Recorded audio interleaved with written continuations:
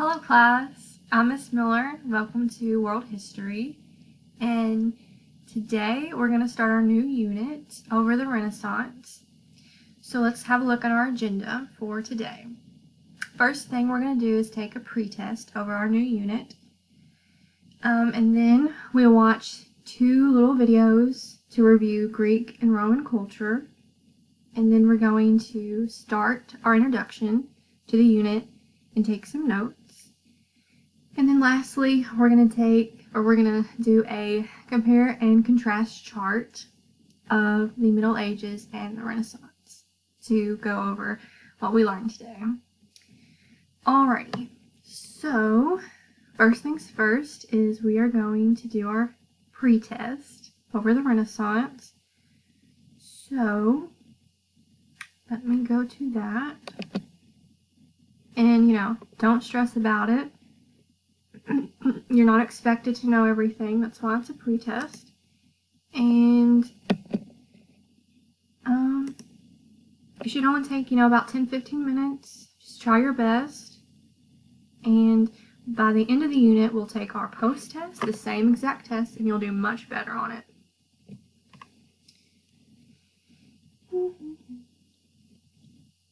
Alright. So, here it is. And I'll let you guys go ahead and do that. And of course we have our modified test as well. Look over that real quick. Don't forget to put your name and date on it. It's mostly multiple choice, and there's a few true, false, and a few short answers. Just take your time, but don't stress over it.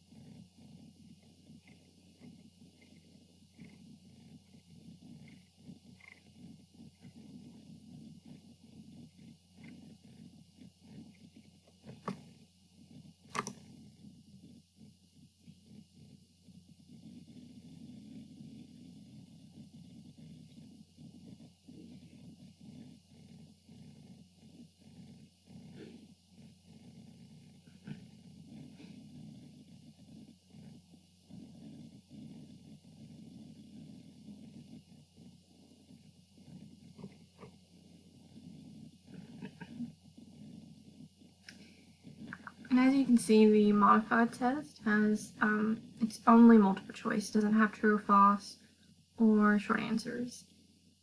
And it's only 15 questions instead of 20. So,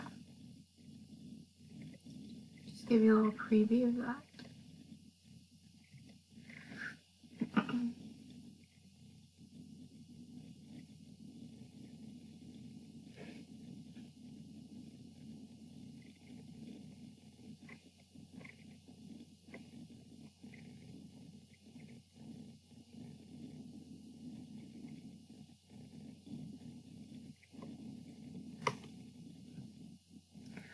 Alright, I think everyone's done with their pretest. We're going to go ahead and move on.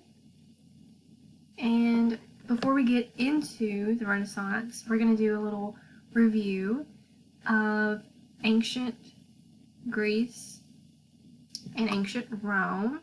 So I have two little videos. I guess before though, we'll look at our essential questions so you have an idea what to think about when you're watching these videos. So our essential questions for this lesson, to help guide us to have an idea of what we're learning about, is first, what was important about ancient Greek and Roman culture. So think about that when we're watching these videos. It'll just refresh your memory. And then where did the Renaissance happen and what caused the Renaissance, which we'll learn about that as we get into our notes. So think about those 3 essential questions. Okay? Why is Greek and Roman culture important? When you're watching the videos. And later on, when did the Renaissance happen and what caused it? Okay? So, the videos, unfortunately, we cannot hear it this way, but I do have closed captioning on, so here we go. Art, philosophy, democracy, and heroes.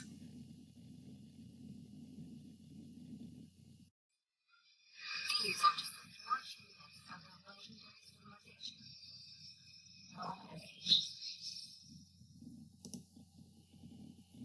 Pause it just for a second to catch up with itself. The internet. Ancient Greece was born on the shores of the Aegean Sea about 4,000 years ago. In over a millennium, it expanded to lands as far west as Spain and as far east as India. Throughout this age of empire, the ancient Greeks made political, militaristic, and cultural achievements that resonated long after the empire fell. Part of ancient Greece legacy in the role of politics, one of which was the political wisdom of Greece itself. Unlike many nations that are under unified rule, Greece was a collection of over 1,500 territories that acted as sovereign nations. Called city-states, these territories could hold rulers and sometimes fight each other. Another political development was the institution of the first large-scale democracy. Developed in the city-state of Athens, democratic rule was a way to give the Greek people representation and political power. The Greeks also had a strong reputation for the military. The military helped expand the Greek Empire and establish it for the Persian Empire. Such as that occurred, the city-states evolved to develop their homeland. Many Greeks, particularly the Spartan, took immense pride in their military and regarded their soldiers as heroes. But the emperor was often declared to be silent, thanks to literary heroes like the Iliad. Warlords also inspired the evolution of the Olympics, which celebrated physical competition. Of all aspects of ancient Greek civilization, their cultural contributions left a considerable mark on the Western world. Particularly noteworthy were the ancient Greeks' art and architecture. They created incredible sculptural works, such as standing figures and fleets. Plus, they developed 3 types of columns and incorporated them into structures like the platform. This sculpture was imitated by other civilizations and was throughout the globe for thousands of years. How the Greeks interpreted the world was also provided in the language. Greek religion, which was comprised of many economic duties, helped shape the spiritual beliefs of the ancients and later the ancient Romans. Greek philosophy, which explored matters of reason, ethics, and natural law, influenced later civilizations' achievements in politics and science. Greek language made quite an impact as well. Ancient Greek, at about 3,400 years old, provided the basis of many modern languages. The English language alone has thousands of words. Ancient Greece's artistry, regard for heroes, and democratic rule left a considerable impression on world history. The contributions that left remain. The civilization of ancient Greece is nothing short of legendary.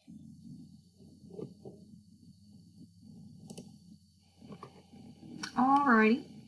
So hopefully that was just a review of ancient Greece. And it'll get you thinking about the culture. And that will lead us into the Renaissance. But first, we're going to do a review of ancient Rome as well. And think about how the Romans took a lot from the Greeks. In this video, we'll talk about that. once it loads.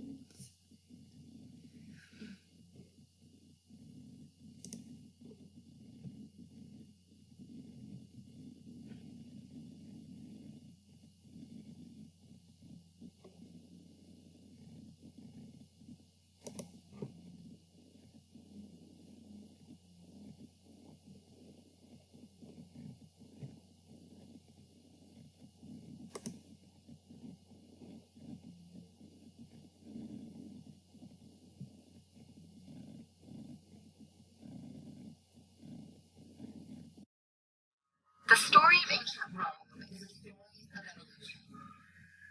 Civilization's ability to adapt and dominate can lead to its survival for over 1,000 years. Rome began as a small village on central Italy's Tiber River. In the coming centuries, it grew into an empire that stretched from the North Atlantic all the way to the Persian Gulf. During this transformation, Rome displayed a political, military, and cultural prowess that enabled it to become a superpower and helped shape what would become known as Western civilization. The lifespan of ancient Rome can be divided into three major periods: the regal, the republican, and the imperial. During the regal period, Rome was monarchical and ruled by a succession of about 7 kings. Rome's first king, according to legend, was a man named Romulus. He and his twin brother Remus are said to have founded Rome in 753 BC. In 509 BC, Rome adopted a republican system of governance in which the state was primarily ruled by two annually elected representatives called praetors, who were later called consuls. One of them became the famous general and dictator, Julius Caesar.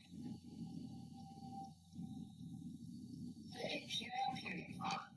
It was characterized by the rise of the Roman Empire and of prominent leaders such as Octavian, Rome's first emperor, who ushered in an era of peace, and Nero, who some scholars believe was Rome's cruelest emperor. Rome's focus and pride in its military was vital to the civilization's growth, and this ethos was evident as early as the regal period, when Rome was only a small village. Still, Rome slowly conquered and annexed neighboring peoples. The slow and steady expansion eventually